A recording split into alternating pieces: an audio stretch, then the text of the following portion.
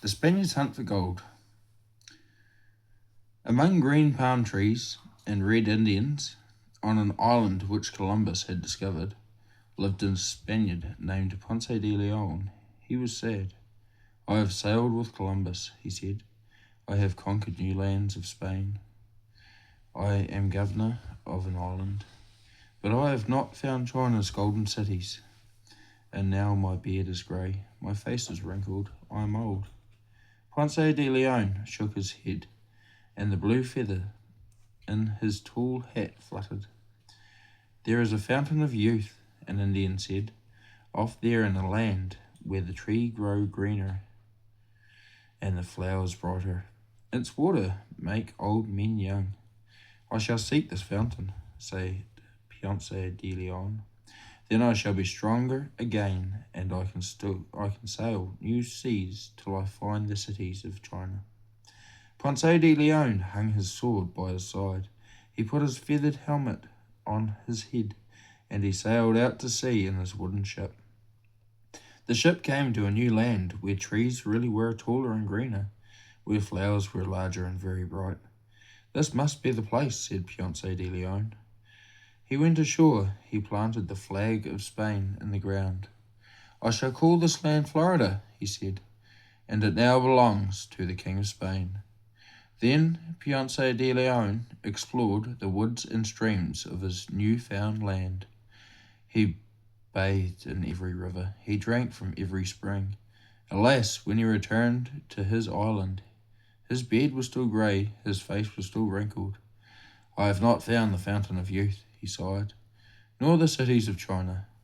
But anyway, I have discovered Florida. In Spain, a few years later, a man came to the king. There is ever and ever so much gold in Florida, he said. I know, I have been there. Fernando de Soto, a Spanish captain, heard this. He said, I want to get some of this gold. I will sell my house and my orchard of olive trees and my vineyards.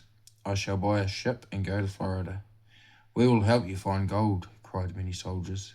We will sell our houses too and go with you. So a good many Spaniards got ready to sail to America to look for gold. They buckled on their steel armour. The horsemen took their horses. The foot soldiers took their crossbows and muskets and lances.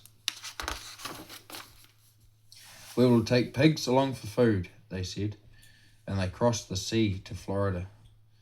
Men, horses, pigs and all. On the Florida beach, the horsemen in red, blue and yellow breeches climbed onto their horses. The foot soldiers in polished armour took their guns and bows and lances. The pigs squealed. The army stood ready behind the red and yellow flag of Spain. How gay it was. Forward march, said De Soto, and the army followed him into the woods. They followed him through muddy swamps and across rivers. Go north, the Indians said. Their men wear hats of gold where they go to war. North they went. For days upon days, we don't see any gold, they complained. Near a yellow stream among the pines, there was a little village of brown log huts with roofs of leaves. Indians were gathering corn in the field. Where can we find gold? The Spaniards asked. Where the sun rises, replied the Indians, in a young queen's country. The soldiers helped themselves to the Indians' corn and took it with them and marched toward the sunrise. For weeks upon weeks they marched. The young queen lived in another village of log huts among pines. She wore a blue dress of deerskins and a crown of yellow feathers in her black hair. My wish is to serve you, great prince, she said to De Soto, and she gave him a necklace of beads. My land, my people, all that I have belongs to you. I find no gold, said De Soto. Go 12 days toward where the sun sets, said the queen. The soldiers took some of their Indians and put iron chains around their necks and made them go along to carry the food. Toward the sunset they went for months upon months, but still they found no gold. We are weary, said the soldiers.